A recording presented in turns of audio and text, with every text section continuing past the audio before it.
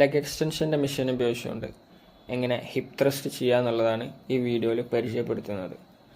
RR ഫിറ്റ്നസിൻ്റെ 101ാമത്തെ വർക്കൗട്ടാണിത്. And the workout is for the trainers. Barbell ഉപയോഗിച്ചുകൊണ്ട് ഹിപ്പ് ത്രസ്റ്റ് ചെയ്യുമ്പോൾ വെയിറ്റ് ഇടാനും മൂടാനൊക്കെ ഒരാളുടെ ഹെൽപ്പ് ആവശ്യമാണ്.